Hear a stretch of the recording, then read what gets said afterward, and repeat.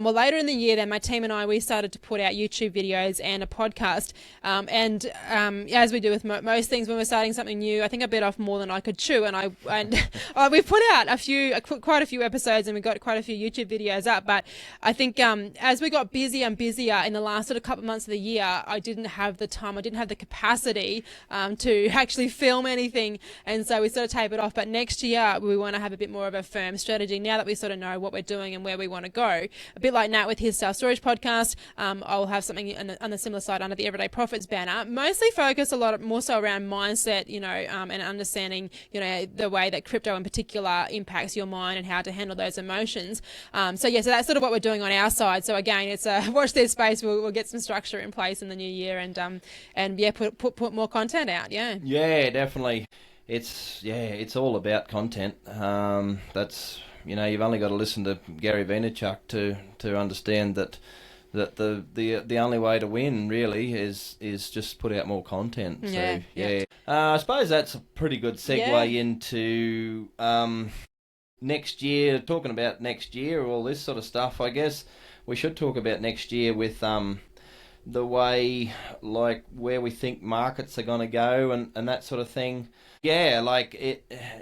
A lot of the material we follow still points towards that 2026, probably towards the end of 2026, we'll be going into a bear market for stocks, crypto, everything really.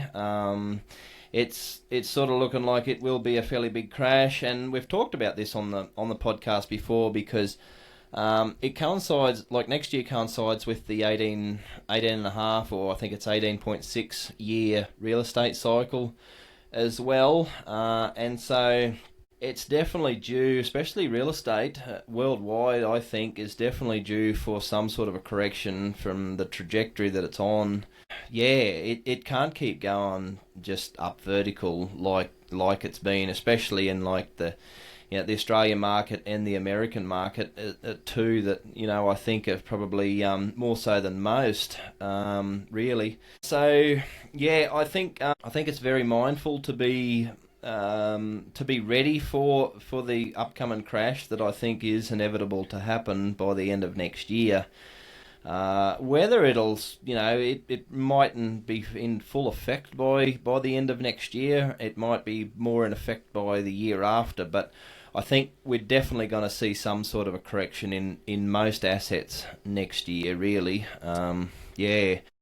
And this really goes to what we were saying a little bit about before when we were talking about investing. If this projection comes to fruition, the mindset that we need to have today is what can we learn, what can we do, what can we experience today to set us up for 2026, 2027, whenever this projection may come to pass.